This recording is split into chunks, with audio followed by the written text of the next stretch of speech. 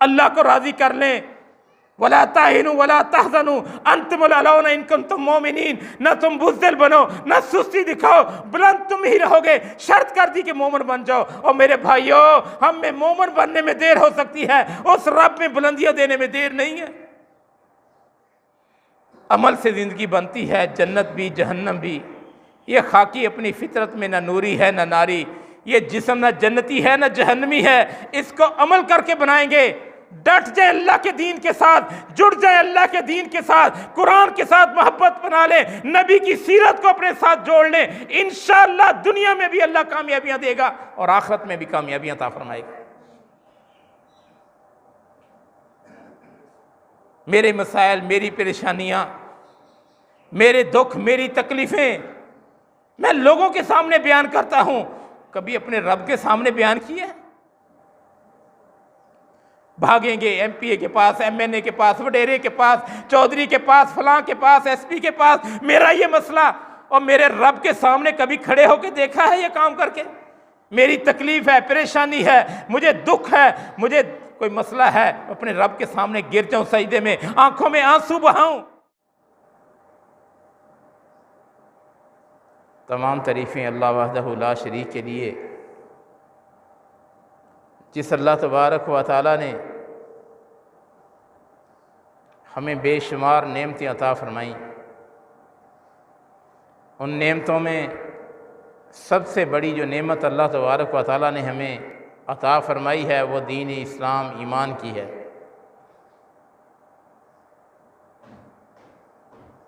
हम अपने रब का शुक्र अदा नहीं कर सकते कि अल्लाह तबारक व तआला ने इतनी नेमतें अता फ़रमाई हैं।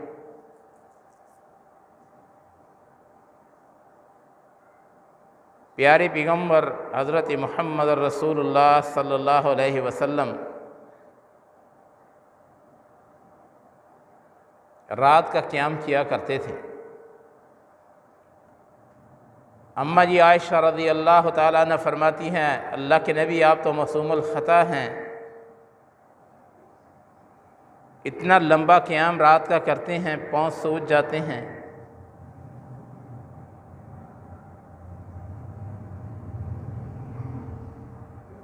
प्यारे पैगम्बर सल्लल्लाहु अलैहि वसल्लम ने फरमाया, आयशा मैं उस रब का शुक्र अदा ना करूं जिस रब ने ये सारे इनामात मुझ पे किए हैं। इससे पता चला कि अल्लाह का शुक्र अदा करना, रात का क़याम अल्लाह के नबी सल्लल्लाहु अलैहि वसल्लम से साबित है। लेकिन अगर माशरे में देखते हैं, मस्जिदें वीरान हैं,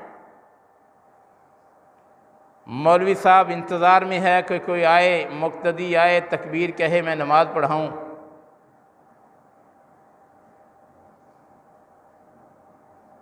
हमारा अल्लाह के दीन के साथ ताल्लुक़ कितना है?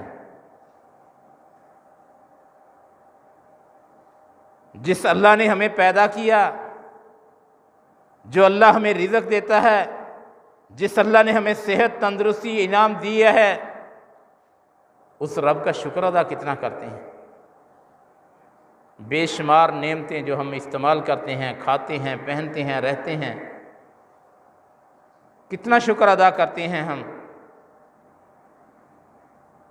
हर बंदा अपना एहतसाब खुद करे।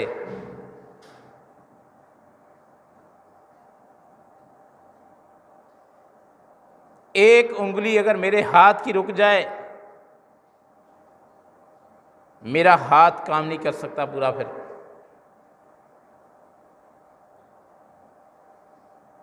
और दुनिया की जितनी भी जदीद से जदीद टेक्नोलॉजी है वो काम नहीं कर सकती जो अल्लाह तबारक व तआला ने हमें अता फरमाई है।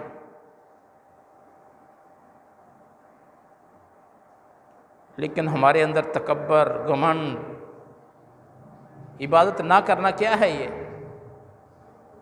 अल्लाह का हुक्म है, मेरे सामने झुक जाओ, आओ नमाज की तरफ, इस्लाह की तरफ, कामयाबी की तरफ। मैं किसको इनकार करता हूँ? मेरी आंख नहीं खुलती।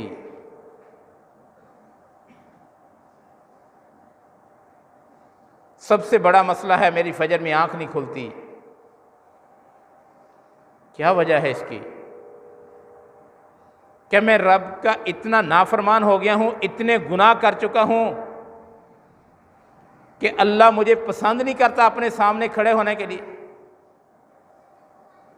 कहीं ऐसा तो नहीं? अल्लाह के नबी सल्लल्लाहु अलैहि वसल्लम ने फरमाया, जो बंदा फजर की नमाज के लिए नहीं उठता,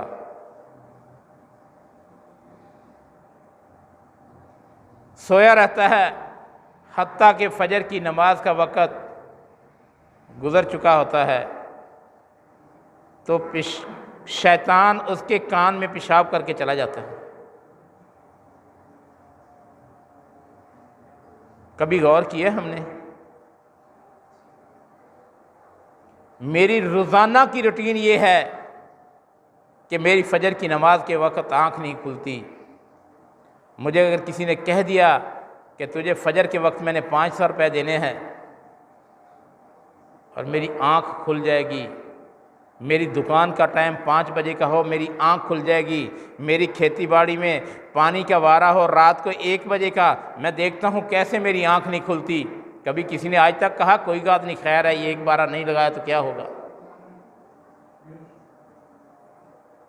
कभी मैं 9 बजे दुकान खोलता हूँ, मैं कहता हूँ चलो ठीक है आज 12-1 बजे खोलूँगा, कोई मसला नहीं।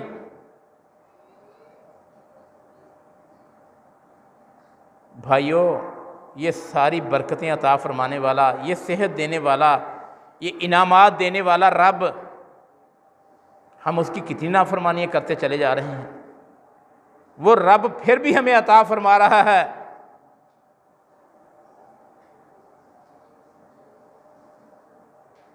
अल्लाह दौलत नहीं रोकता अपने नाफरमान बंदों की। अल्लाह तबारक व तआला अपने आगे झुकना उसको मना कर देता है, छोड़, इसके सजदों की ज़रूरत ही नहीं। मैं कभी तन्हाई में बैठकर सोचूं कि मेरा रब मुझसे इतना नाराज़ हो गया, मुझे अपने घर में आने की भी तौफीक नहीं। अब अल्लाह के घर में मैं आ जाऊं और उसके सामने झुक जाऊं, रुकू करूं, सजदा करूं उसको, मेरा रब मुझसे इतना नाराज़ हो गया। वल्लाह ये ज़िंदगी मुख्तसर है, 60-70 साल ख़त्म हो जाएगी। फिर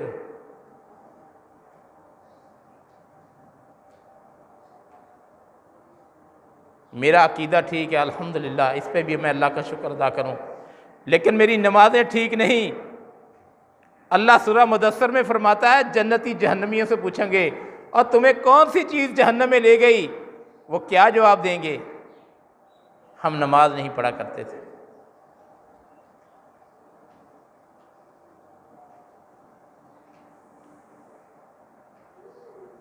जितनी ये छोटी छोटी मस्जिदें हैं, मैं कहता हूँ अगर सारे लोग मस्जिद में आना शुरू हो जाए, ये मस्जिदें तंग पड़ जाएं, मस्जिदों में जगह ना मिले।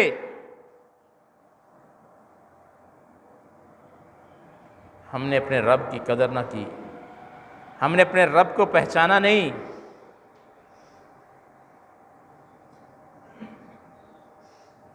भाइयों, आओ अपनी इस्लाह कर लें। कितना टाइम लगता है? 24 घंटे अल्लाह तबारक व तआला ने मुझे सेहत दी है, तंदुरुस्ती दी है, खाने पीने को अल्लाह दे रहा है, आब हवा अल्लाह तबारक व तआला दे रहा है, ऑक्सीजन मुझे अल्लाह तबारक व तआला दे रहा है। मुझे कितनी नेमतें अल्लाह तबारक व तआला 24 घंटे में मैं इस्तेमाल करता हूँ। कभी गिनना बैठ के मैंने एक सांस में कितनी ऑक्सीजन ली, कितनी कार्बन डाइऑक्साइड खारिज की, मैंने एक सांस के बाद पानी में कितना दिन में इस्तेमाल किया। और मुझे अगर कहा जाए आपको एक गिलास 1 लाख रुपए में मिलेगा, बताओ मेरे पास क्या है?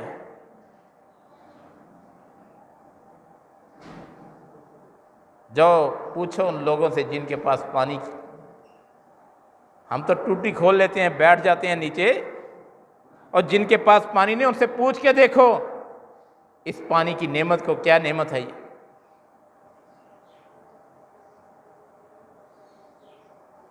हमारे शिकवे ही नहीं ख़त्म होते, शिकायतें नहीं ख़त्म होती, हर वक्त नाशुक्री ज़बान पे, अल्लाह की इतनी नेमतें इस्तेमाल करने के बावजूद नाशुक्रिया।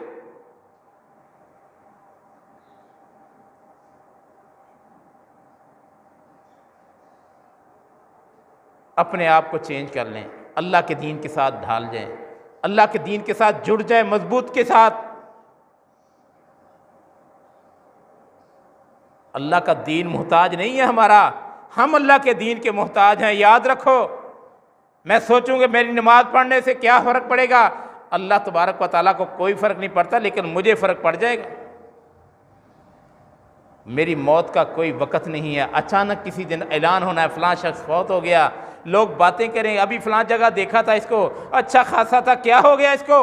और भाइयों, किसी दिन हमारे लिए भी इसी तरह का ऐलान होगा, फिर बताओ हमें मोहलत मिलेगी?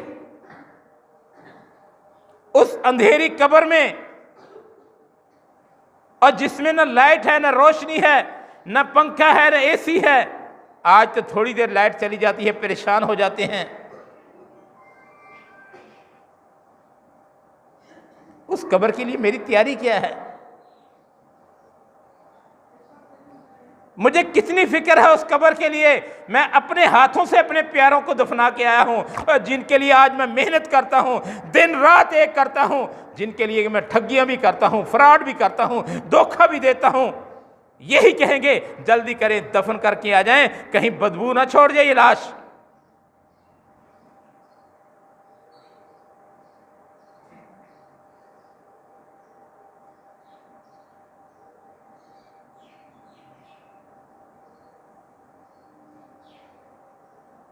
कब्र में अगर चाहते हैं कि हमारे लिए कब्र कुशादा हो जाए, कब्र में अगर चाहते हैं कि हमारे लिए ठंडी हो जाए, इस दुनिया में जो अल्लाह के अहकामात हैं उस पर अमल करना शुरू कर दें, डट जाए अल्लाह के दीन के साथ। और भाइयों, अल्लाह के दीन के साथ जुड़ने में थोड़ी बहुत तकलीफ़ें आया ही करती हैं, याद रखें, कोई मसला नहीं। अगर ना तकलीफ़ें आनी होती तो अल्लाह के नबी को कभी कोई तकलीफ ना आती, लेकिन इस हर तकलीफ का भी अजर अल्लाह तबारक व तआला देगा। तब्दीली लाए अपने अंदर।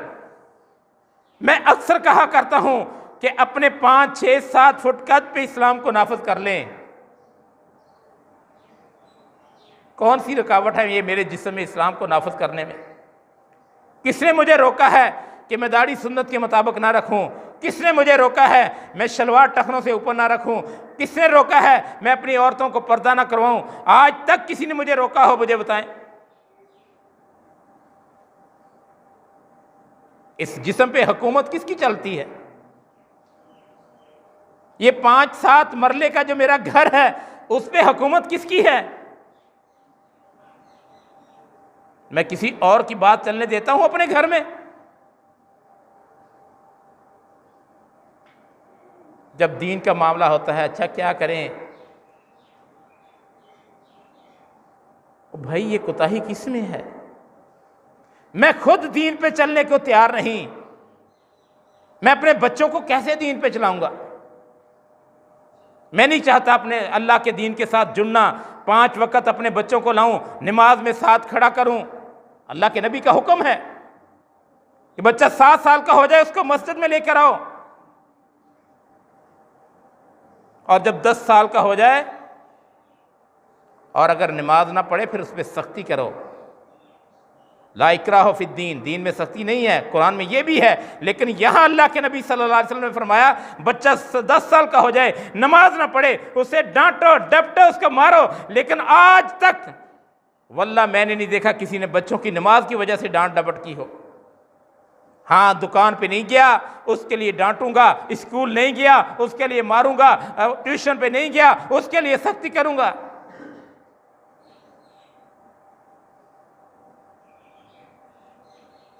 पहली दरसगाह कौन सी है? पहली दरसगाह वालिदैन होते हैं। बच्चा पैदा होते ही सबसे पहले अपने माँ बाप को देखता है, अपने माँ बाप से वो सारी चीज़ें सीखता है। मेरे माँ बाप ने अगर वो सारे अमल दीन पे साथ जुड़कर, दीन पे अमल करके, अल्लाह के दीन के साथ काम करके उन्होंने दिखाया होगा, मेरे बच्चों का उनका असर होगा। अगर मैं खुद नाफरमान हूँ, अल्लाह के दीन का इनकारी हूँ, मैं नमाज नहीं पढ़ता, कुरान की तिलावत नहीं करता, पूरा सालों साल कुरान घर में पड़ा हुआ है, कभी खोल के नहीं देखता, उस पर मेरी औलाद पे क्या असर पड़ेगा? अगर मैं चाहता हूं मेरे मरने के बाद मेरी कब्र में मेरे दर्जे बुलंद हों, मैं इन बच्चों की तरबियत कर जाऊं, इनको सीधे रास्ते पे लगा जाऊं, अल्लाह के दीन के साथ जोड़ जाऊं, मैं कहता हूं इंशाअल्लाह अल्लाह के नबी ने फरमाया बंदे के जब कब्र में चला जाएगा उसके दर्जे बुलंद किए जा रहे होंगे। वो बंदा अल्लाह से पूछेगा, अल्लाह मेरी नेकियों का सिलसिला खत्म हो गया, आज मेरे दर्जा बुलंद हुआ है, इसकी वजह क्या है? अल्लाह फरमाएगा मेरे बंदे वो तेरी नेक औलाद है, वो नेकी का काम करती है, तेरे दर्जे बुलंद हो रहे हैं।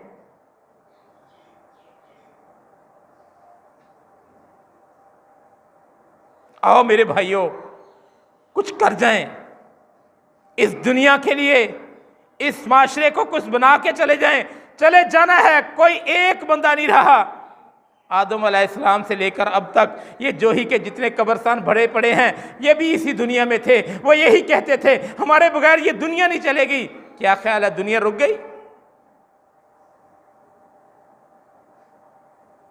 हम भी यही सोचते हैं पता नहीं हमारे मरने के बाद क्या होगा। भाइयों कुछ नहीं होगा, पहले आए चले गए, हमने भी चले जाना है। लेकिन अगर फर्मा बरदार बंदे बन के, अल्लाह के फर्मा बरदार बंदे बन के जाएंगे, अल्लाह राजी होगा, कब्र कुशादा होगी, जन्नत का लिबास पहनाया जाएगा, जन्नत का बिछोना बिछाया जाएगा, कब्र में जन्नत की तरफ से खिड़की खोल दी जाएगी।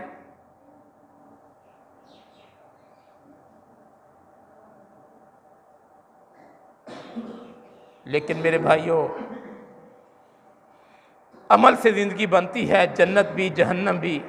ये खाकी अपनी फितरत में ना नूरी है ना नारी, ये जिस्म ना जन्नती है ना जहन्नमी है। इसको अमल करके बनाएंगे, डट जाए अल्लाह के दीन के साथ, जुड़ जाए अल्लाह के दीन के साथ, कुरान के साथ मोहब्बत बना ले, नबी की सीरत को अपने साथ जोड़ ले, इंशाअल्लाह दुनिया में भी अल्लाह कामयाबियां देगा और आखिरत में भी कामयाबियां अता फरमाएगा।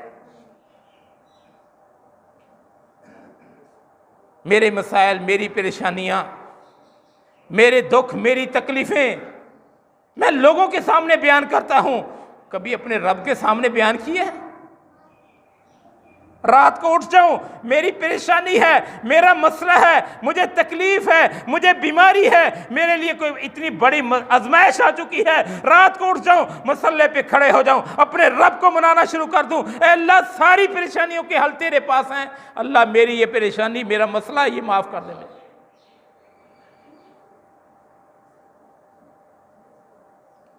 भागेंगे एमपीए के पास, एमएनए के पास, वडेरे के पास, चौधरी के पास, फलां के पास, एसपी के पास, मेरा ये मसला, और मेरे रब के सामने कभी खड़े होकर देखा है ये काम करके?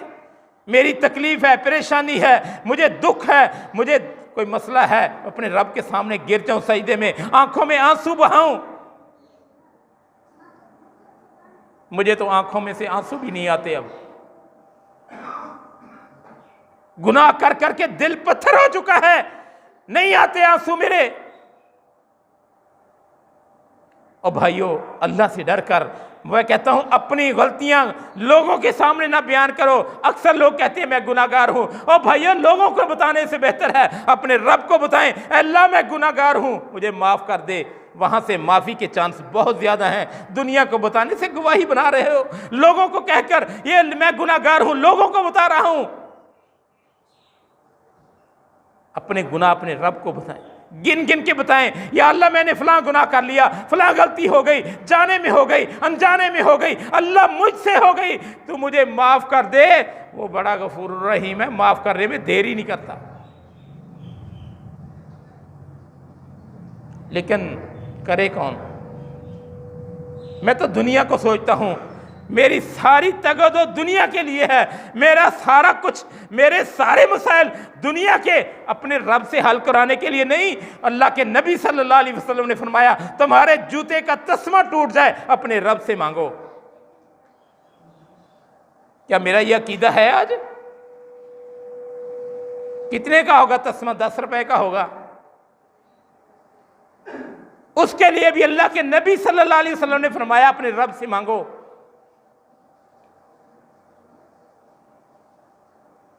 वल्लाह मैं अपने रब से मांगना शुरू कर दूं, रोज मांगूं, बार बार मांगूं। और ये पानी पत्थर पे गिरता है, पानी कितना नरम है, पत्थर कितना सख्त है, आखिर पत्थर टूट जाता है। और वे मेरा रब, अल्लाह अकबर, हम कहें अपने रब से, मांगे अल्लाह तेरे सिवा किसके दर पे जाएं। अल्लाह तेरे सिवा किसी के आगे नहीं झुकेंगे, किसी के आगे हाथ नहीं उठाएंगे। अल्लाह झुकना भी तेरे सामने, मांगना भी तुझसे। अल्लाह तू दे दे, इस नीयत के साथ मांगूं कि मेरा रब देगा इंशाअल्लाह।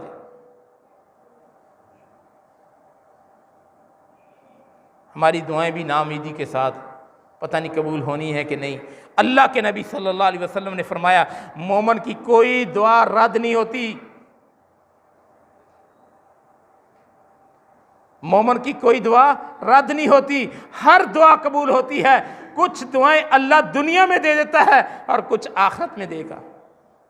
प्यारे पैगंबर मोहम्मद रसूलुल्लाह सल्लल्लाहु अलैहि वसल्लम ने फरमाया, जब बंदा क़यामत के दिन आएगा, उसके नामा अमाल में बड़ी बड़ी गठरियाँ बन के आएंगी, तोली जाएंगी। बंदा अल्लाह से कहेगा, या अल्लाह मेरी कौन सी नेकियां हैं। अल्लाह कहेगा, मेरे बंदे वे तेरी वो दुआएं थी जो तेरी दुनिया में मैंने दुआएं कबूल न की थी, वो आखिरत के लिए जमा की। प्यारे पैगंबर मोहम्मद रसूलुल्लाह सल्लल्लाहु अलैहि वसल्लम ने फरमाया, उस दिन बंदा कहेगा, काश मेरी दुनिया में एक भी दुआ कबूल ना होती, सारी आखिरत के लिए जमा हो जाती।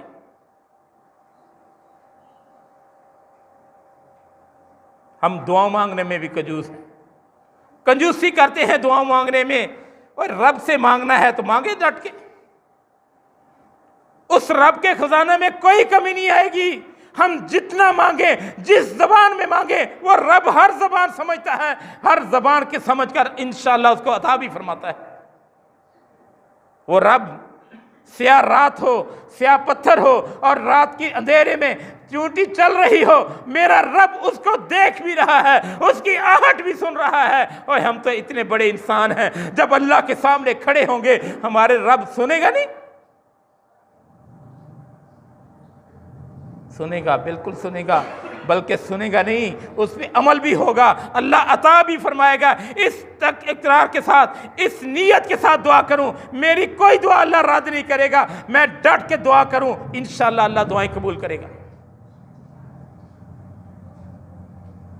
मैं एमपीए को समझता हूं, वो मेरे मसले हल कर देगा। मैं एसपी को समझता हूं, मैं डीसी को समझता हूं, मेरे मसले ये हल कर देगा। वल्लाह हम अपना अकीदा बना लें, मेरा रब सारे मसले हल करेगा। मैं झुकूं नहीं तो रब के सामने, अल्लाह रब के अलावा किसी और के सामने कभी ना झुकूं। मैं अगर सजदा करूं अपने रब को, रब के अलावा किसी और को सजदा ना करूं। मैं मांगू अपने रब से, मेरा रब अता फरमाएगा। मैं बीमार हूं, अपने रब के सामने हाथ उठा दूं, अल्लाह मेरी ये बीमारी है, अल्लाह शिफा तूने देनी है, अल्लाह तू मुझे शिफा दे दे। वो रब शिफा दे देगा। मेरी परेशानी है, रिज़्क में तंगी है, अल्लाह हाथ उठा के बैठा हूं, अल्लाह मेरे रिज़्क में बरकत अता फरमा दे। नाफरमान औलाद है, अल्लाह के सामने हाथ उठा दूं, अल्लाह मेरी औलाद को फरमाबरदार बना दे।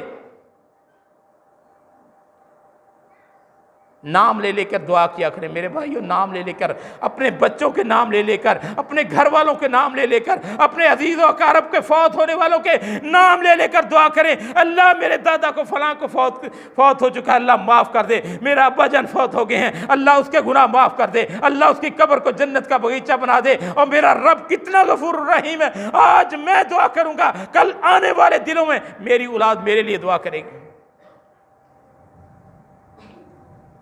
हम भूल गए अपने बड़ों को, हमारे हाथ नहीं उठते उनके लिए, नहीं निकलती दुआएं। ये साले इंसान की निशानी है जो अपने वालिदैन को फौत होने के बाद भी दुआओं में याद रखता है। मैं अपने वालिदैन के लिए कितनी दुआएं करता हूं। अल्लाह जिनके वालिदैन जिंदा हैं उनको सेहत और ईमान वाली ज़िंदगी दे, जिनके वालिदैन फौत हो चुके हैं अल्लाह उनकी कब्रों को जन्नत का बगीचा बना दे, अल्लाह उनकी कब्रों के अपनी रहमत नाज़िल फरमा। और भाइयों, इस माशरे में कुछ कर जाएं, करके जाएंगे। मैं कहता हूं, एक दरख्त हमने अगर लगा दिया, एक दरख्त भी, उस एक दरख्त पर अल्लाह के नबी ने फरमाया उसके साए पे बैठने वाले इंसान, जानवर, परिंदे, उस पर बैठने वालों का सारों का अजर उस शख्स को मिलेगा जिसने वो पौधा लगाया होगा। और कितने, एक दरख्त कितने इंसानों को ऑक्सीजन फराहम करता है, कभी गौर किया हमने?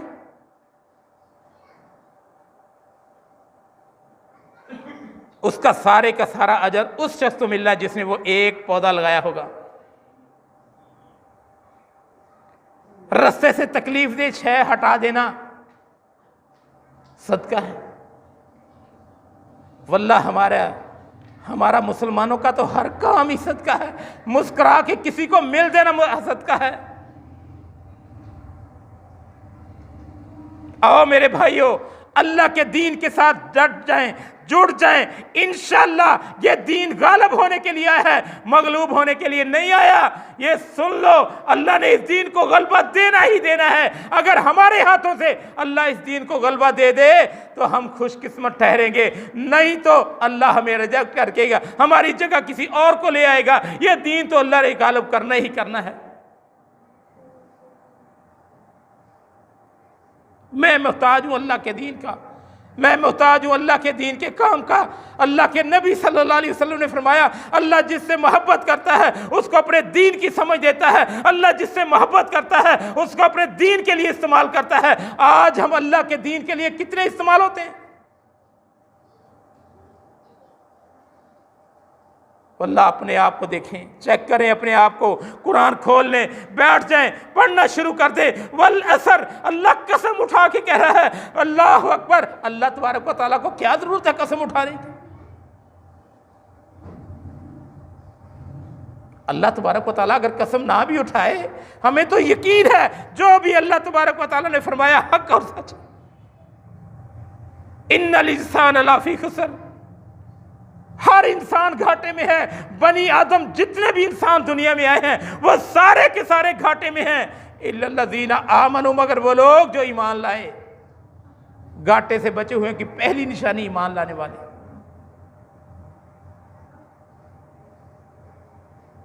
आज मैं अपने ईमान को चेक करूं, मेरा ईमान कहां है? उस सहाबाए किराम रिज़वानुल्लाहि मजमईन का ईमान क्या था?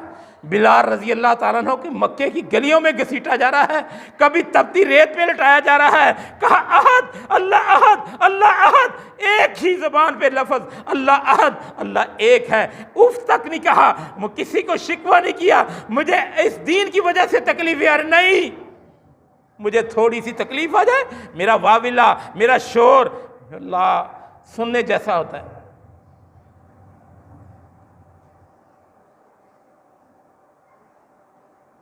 हजरत सुमैया रज़ी अल्लाह ताला अन्हा, इस्लाम की पहली शहीदा, जिस्म के दो टुकड़े कर दिए गए। एक टांग से एक ऊंट को बांधा, दूसरी टांग से दूसरे ऊंट को बांधा, जिस्म के दो टुकड़े कर दिए। जबान पे शिकवा नहीं, अल्लाह तो कबूल कर ला ये कुर्बानी। आज मेरा ईमान ये है, मुझे एक टाइम का कभी खाना ना मिले, मेरी शिकवा शिकायतें नहीं खत्म होती। आओ मेरे भाइयों, इल्लल्लज़ीना आमनू व आमिलुस सालिहात, ईमान सिर्फ नहीं, साथ अमले सालिह करने पड़ेंगे। अमले सालिह, नेक अमल, हर वो काम जो अल्लाह का हुक्म है, हर वो काम जो अल्लाह के नबी सल्लल्लाहु अलैहि वसल्लम ने सहाबा इकराम को बतलाया, सहाबा इकराम ने करके दिखाया, वो अमले सालिह है। वतवासौ बिल हक, हक बात की तलकीन करना, वतवासौ बिस सब्र, सब्र करना, तकलीफों पे सब्र करना। आज मेरे अंदर ये चार चीज़ें मौजूद हैं। मैं अपने आप को चेक करूं, सहाबा इकराम जब भी आपस में मिलते थे ये सूरह असर पढ़ के एक दूसरे की इस्लाह करते थे। अपने आप को चेंज कर लें भाइयों, अल्लाह के दीन के साथ जोड़ लें। हमारी हर मजलिस में अल्लाह और अल्लाह के रसूल का जिक्र होना चाहिए। नहीं है हमारी मजलिस में अल्लाह और अल्लाह के रसूल का जिक्र, हमारी तो कचहरियाँ ही दूसरी तरफ होती हैं। अल्लाह के दीन के साथ हमारा कोई मामला ही नहीं। मैं सोचता हूँ ये तो चंद लोगों का काम है। नहीं, अल्लाह कुरान में फरमाता है कुन तुम खैरा उम्मा, तुम बेहतरीन उम्मत हो। अगर हम बेहतरीन हैं तो किस लिए? कि हम कारोबार अच्छा कर लेते हैं, मैं तिजारत अच्छी कर लेता हूँ, मेरी दुकान अच्छी चल जाती है इसलिए? नहीं, क्या फरमाया? उखरिजत लिन्नास, तुम्हें निकाला गया है लोगों के लिए, और मुझे तो अल्लाह ने लोगों के लिए निकाला है। क्या करना है लोगों को? तामरून बिल मारूफ व तन्हौना अनिल मुनकर, लोगों को अच्छाई का हुक्म देना है, बुराई से रोकना है। ये है बेहतरीन उम्मत। अल्लाह के नबी ने अल्लाह ने कुरान में फरमाया, आज मैं बेहतरीन उम्मत में शामिल हूँ।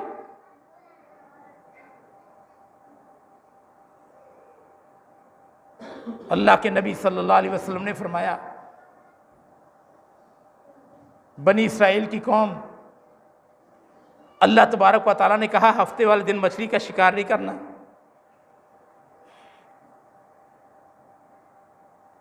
उनमें से एक गिरोह उन्होंने हीला करके गड़े निकालकर मछली सारी हफ्ते वाले दिन उसमें आ जाती, इतवार वाले दिन पकड़ लेते। दूसरा गिरोह उनको मना करने वाला, तीसरा गिरोह कहता है हम तो करते नहीं, हम क्यों करें मना इनको। 3 गिरोह बन गए, 3 गिरोह। अल्लाह तबारक व तआला ने मना किया था। अल्लाह तबारक व तआला का जब अजाब आया, सिर्फ वो एक गिरोह बचा जो रोकता था, जो कहता था अल्लाह ने मना किया है रुक जाओ नहीं करो, वो बच गया। बाकी दोनों जो गिरोह थे, एक वो जो कहते थे हम तो नहीं करते, हम क्यों रोकें, ठीक है इनका मामला है, एक वो गिरोह, और एक दो वो गिरोह जो हिला करके मछलियों को पकड़ने के लिए करता था, वो गिरोह। अल्लाह तबारक व तआला ने इन दोनों गिरोहों को तबाह बर्बाद कर दिया। भाइयों, आज भी क्या है माशरे में, कोई बुराई हो रही है, मुझे क्या भाई, मैं तो नहीं करता ना। कोई सूदी कारोबार करता, मुझे क्या, मैं तो नहीं करता। अल्लाह और अल्लाह के रसूल के साथ जंग कर रहा हो मेरे सामने, मुझे पता हो, और फिर मैं खामोश रहूं। क्या फरमाया सूद करने वाले को, लेने वाले को, सूद देने वाले के बारे में अल्लाह कुरान में क्या फरमाता है? अल्लाह और अल्लाह के रसूल के साथ जंग है, मेरे सामने लोग करते हैं ये जंग, मैं खामोशी से देखता हूं, मैं फिर किस गिरोह में शामिल हूंगा? मेरे सामने लोग नमाज नहीं पढ़ते, मैं कभी किसी की इस्लाह करने को तैयार नहीं। मुझे तो अल्लाह तबारक व तआला ने निकाला इसलिए था कि मैं लोगों की इस्लाह करूं, लोगों को रोकूं, बुराई से रोकूं, लोगों को अच्छाई का हुक्म दूं, तब मैं जाके बेहतरीन उम्मत बनूंगा। आओ मेरे भाइयों, इस कुरान को समझें। कुरान चाहता क्या है हमसे? अल्लाह ने हमें दुनिया में भेजा, मकसद क्या था? ये कारोबार करने के लिए भेजा था, दुनिया के माल समेटने के लिए। कितने लोग लेके चले गए कब्र में अपने साथ माल।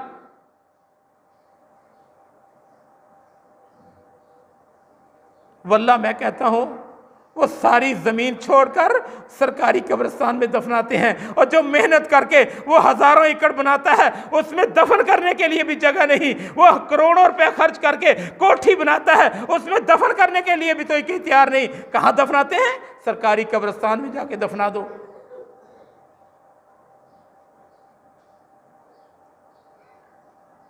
आओ मेरे भाइयों, अल्लाह का वादा है रिज़्क़ अल्लाह देगा, लेकिन हम नाफरमानियां छोड़ जाएं, अल्लाह को राजी कर लें।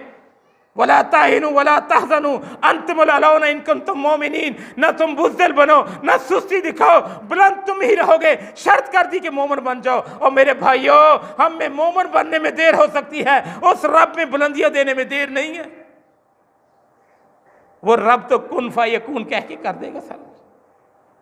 मेरे मोमिन बनने में देर हो सकती है, लेकिन उस रब के यहां बुलंदियां देने में देर नहीं है। आओ मेरे भाइयों, हम मोमिन बन जाए, अल्लाह के फरमाबरदार बंदे बन जाए, अल्लाह के दीन को अपने जिस्मों पे नाफिज कर लें, अल्लाह के दीन को अपने घरों में नाफिज कर लें, अल्लाह के दीन को अपने इलाकों में नाफिज कर लें। और जहां मेरी हुकूमत है वहां इस्लाम होना चाहिए, जहां मेरी हुकूमत है वहां दीन होना चाहिए। जहां मेरा बस नहीं, क़यामत के दिन मुझसे सवाल भी नहीं होगा। आओ मेरे भाइयों, 5-6 फुट के इस्लाम को नाफिज कर लें, 5-7 मरले पे इस्लाम को नाफिज कर लें। ये जितने मेरे इख्तियारात हैं, इनको मैं इस्तेमाल करके अपने रब को राजी कर लूं, इंशाअल्लाह ये दीन दुनिया में गलबा हासिल कर लेगा। वरना देख लो, अगर इस वक्त कोई अगर रुकावट है तो हम मुसलमान हैं। मैं अपने जिस्म पे इस्लाम को नाफिज नहीं कर रहा, मैं अपने घर में इस्लाम को नाफिज नहीं कर रहा। उस घर के लिए कितनी मेहनत करता हूं, कितना खूबसूरत घर बनाने की कोशिश करता हूं, उस घर में हर सहूलत मुहैया करने की कोशिश करता हूं। और मेरे भाइयों,